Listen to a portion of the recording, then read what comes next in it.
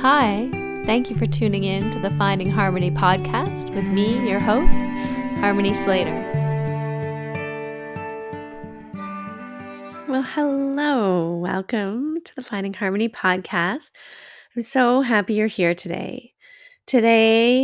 This past week was Thanksgiving. It was celebrated in the United States. And even though we already celebrated our Thanksgiving up here in Canada, since Russell is American, we also celebrate American Thanksgiving as well in our own way, even though we don't technically get the days off or kids don't get school holidays. I like to take the time and just take a little mini holiday. It's super nice to just be grateful and think of all the things that I'm grateful for in my life, all the many, many blessings, and just take some time to either, journal or write down or just pause and meditate. Think about how fortunate we are, how lucky we are. This was um, on the back of the Yoga Gives Back Global Gala fundraiser that I was at, which was also an incredible opportunity to just think about how fortunate we are to have been born in a first world nation like Canada or anywhere in Europe or the United States of America, and how this practice of yoga has helped to change, transform, completely alter the course of our lives. If you're a practitioner, I think you probably can relate to that statement. I know for myself, when I first came to the practice of yoga, it was so transformational. I was in a place where I didn't like myself at all. I was struggling with bulimia. I was pretty lost and struggling with anxiety. And when I came to my first yoga class, it was like a weight had been lifted off of me. And sometimes I think in our practice of yoga, we have to think back to those first days and to what it felt like, what changes we noticed. Because as we practice and practice and practice, sometimes we develop a new normal. Things become easier. We get a different reset point. So it can be helpful, especially if you're struggling to re engage with your practice or get back on the mat or get back into it. It can just be helpful to think about how you first felt when you began the practice of yoga and some of the changes and things and benefits that you felt through the practice. And gratitude is a similar act because when we become grateful, we really start to notice an increase in our happiness and a decrease in our negative thinking, right? It's hard to be both grateful and thinking negative things at the same time. So, gratitude really helps to strengthen those neural pathways, those positive pathways in our brain. And also, that in itself strengthens our immune system. It's an incredible thing how the mind body connection really, affects how we're thinking, not just how we're thinking and feeling in the world, but also our actual physical being. And so practices like yoga and mindfulness not only alleviate stress, but they contribute to helping us cultivate a stronger immune system and just feeling better overall. And there's been many scientific studies that have suggested that meditation, mindfulness practices, cultivating a deeper mind body connection positively impacts our cellular functions and our immune responses.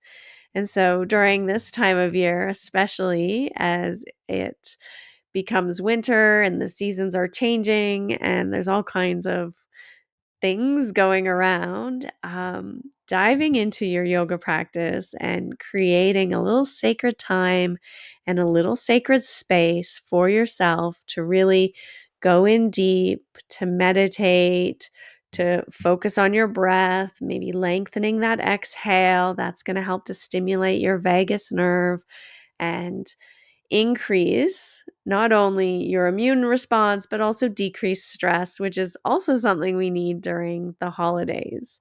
It can be a very joyous time, but it can also be kind of a stressful time as we deal with family situations, different family members, a lot of high emotions often. So, this is a great opportunity to really re engage with your yoga practice, whether that includes asana or meditation or pranayama, breathing exercises, or just getting mindful, taking those mini moments throughout the day. And I was reminded yesterday, or yeah, yesterday, I was doing an appointment where they were monitoring brain waves and monitoring heart rate variability, your ability to kind of come back to a calm state after experiencing a stressful event.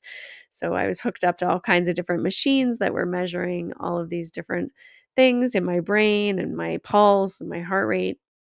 And I was reminded afterwards that having a regular practice is really important, but even more so, even more important, this is the part we often forget, is integrating mini mindfulness breaks throughout the day. So taking 2 minutes, 5 minutes to just focus on your breathing, to practice a breathwork exercise or a pranayama exercise, to lengthen the exhale, to help us just relax and come back to our baseline, back to that state where our nervous system is shifting out of the fight or flight response or out of a stress response and coming back into a more parasympathetic response, into a rest, digest, and a place where we're feeling very calm and resourced.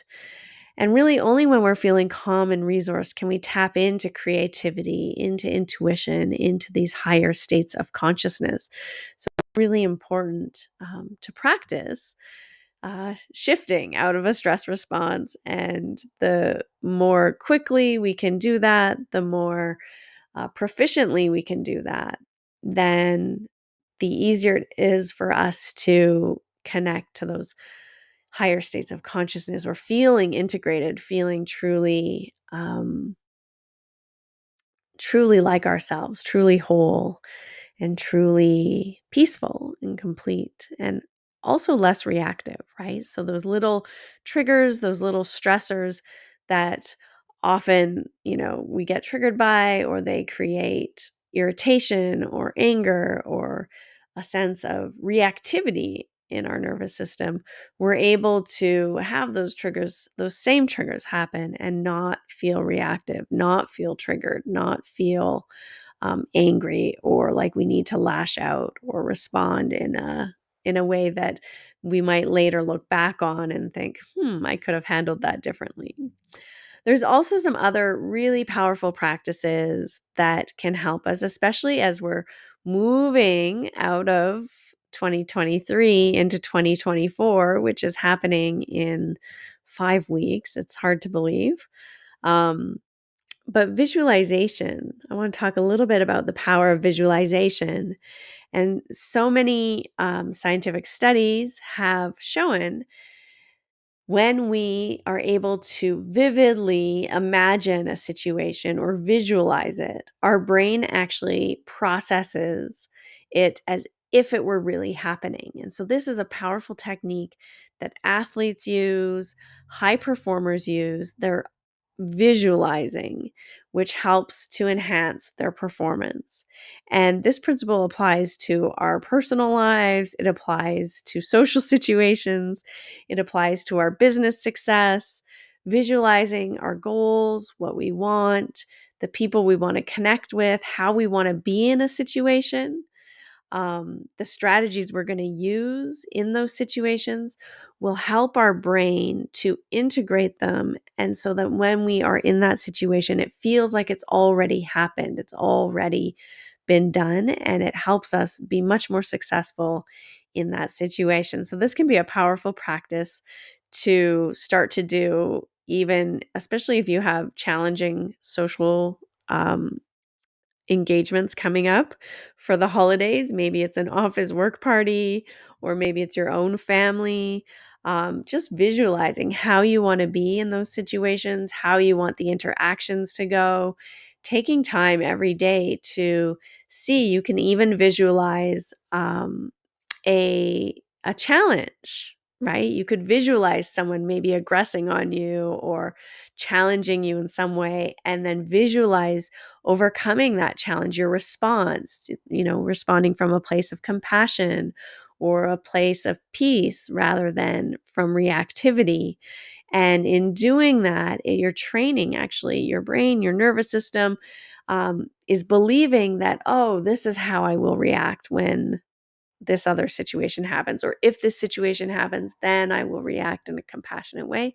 And you're playing it out in your mind, you're visualizing it happening, you're visualizing the way you want to be in that situation, and you're much more likely to end up being that way in the situation if you've done the visualizing before the situation happens or before that trigger occurs. So it's a really, really powerful technique that you can use in your daily life. You can use it as part of your meditation practice, or even just before going to bed at night as you're falling asleep, or even just like right when you're waking up. So, those times right when you're waking up or right when you're starting to fall asleep, the brain is moving out of, say, a beta wave into an alpha wave, and then transitioning from an alpha into more of like a sleep wave, a delta wave. And that's a very powerful time for us to reprogram our subconscious minds. So use those moments right when you're getting up, right before you jump out of bed, just as you're slowly waking up, to, chant an affirmation or to say something to yourself that's affirming, positive, or visualize the kind of day that you want to have, or the kind of relationship you want in life, or whatever it is. They're really powerful times for reprogramming our subconscious mind, or just even as you're falling asleep too, listening to either positive affirmations or visualizing, how you want your Christmas holidays to go, or that time, that office party, or a conversation with your boss, or however that might look for you. Or maybe it's an interaction with your children when, everything's crazy and chaotic at home. How do you want to be with them? How do you want to feel? Visualizing yourself in those situations when, there's spaghetti on the wall and a mess all around the house. How are you responding and reacting? And that will help to bring about that reality. So, those were two practices I just wanted to share with you this week as we head into the holiday season. And I would love for you to join me in my online retreat. It is on sale right now until November 30th. You can get savings, quite a bit of savings, 57% savings. It's called the Reflect and Project Online Retreat. We're going to be practicing yoga asana, pranayama, meditation, visualization, and also my friend who is a professional astrologer and also my personal astrologer, Andrada, will be coming in to give us her predictions, her forecasts, looking at the astral charts for 2024, looking at the transitions of the planets into what houses and what that all means for us as a global collective community, but even also us on a personal level, what it means for our own signs and charts as much as she can within the group setting. So we're going to look at both the macro and the microcosm. And then we're going to do some journaling and some planning, some setting intentions, conscious intentions for 2024. And it's just going to be a really powerful time. It's going to be an amazing retreat. I'm so looking forward to it.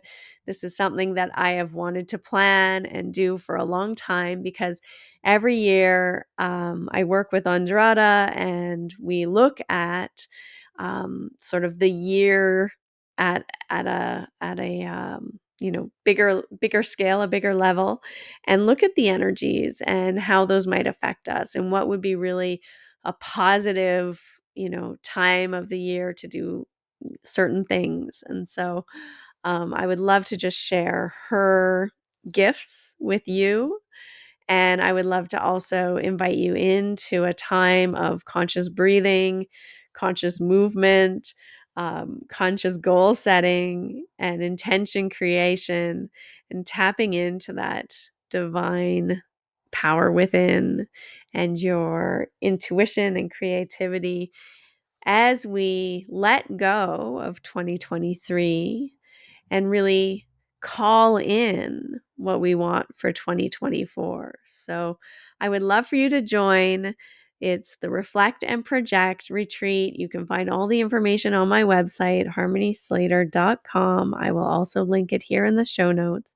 And it's only $108 until November 30th. After November 30th, the price will go up to $250, and $7 of your purchase will go directly to Yoga Gives Back, which is a non-sectarian, non-for-profit organization that is supporting women and children in India with microloans and scholarships for schools so that girls can stay in school, and it can disrupt that cycle of poverty and also disrupt the unfortunate fate of many, many girls who end up in early marriages, basically becoming child brides in impoverished areas in India. And so, uh, with Yoga Gives Back's help and their supporting charities on the ground in India, it allows girls to stay in school and even go on to higher education. And this is really the most empowering thing we can do for the future generation, especially for girls, especially for women in India. So much of changing a culture, changing sexism, changing ideas, creating more compassion, creating spaces that are, equal for all genders, and even equal for non-genders, just equality in the world is really about increasing the power of women in the world. And I truly believe that. I truly believe that when we connect to the divine feminine, to our hearts, to our feelings, rather than just our logical thinking mind, um, we can change the world for the better. And it's really bringing in that love, that compassion, that nurturing that we all are just really craving for. So I'm a huge supporter of Yoga Gives Back. I'm actually on their board. So, of course, I am supporting them. And I would love for you to come into this retreat also knowing that your support of this retreat, your support of myself and Andrada in providing the transformation through this retreat, part of your investment is also going towards Yoga Gives Back and their mission as well. So it is the holiday season, the season of giving, and that is one way that we can really give thanks for our yoga practice and give back to the country that yoga comes from, the country and the culture in which we have benefited so much in the West, helping the people who are underserved in India to really have a chance for a new life and a chance for a future. And yeah, I'm just excited to share their mission with you and also to support it with energy, as well as finances. So thank you so much for being here. I love you all. And I'm just so grateful that you continue to listen to the Finding Harmony podcast each week. Next week, we will have an amazing interview for you coming up. But this week, you got me again with my little solo show. And I hope that it was something that was helpful for you. I'd love if you have any questions about, whether it's pranayama or visualization or these mini mindfulness breaks, what you can do. I would love for you to send me a message, write in the comments or send me a message on Instagram. My Instagram handle is Harmony Slater Official. You can ask away. I'm happy to be in contact with you and in conversation with you to help you have the most peaceful, the most easeful, the most enjoyable holiday season that you have ever had. So I look forward to connecting with you more online, either through Instagram or in the comments in the show notes on my website, harmonyslater.com. Thanks for listening to this episode of Finding Harmony with me, your host, Harmony Slater. You can find out more information on my website, harmonyslater.com, and I look forward to connecting with you again soon.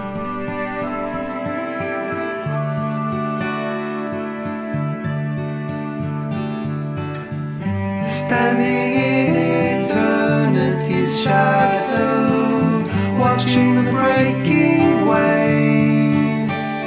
There's a hard wind and the soil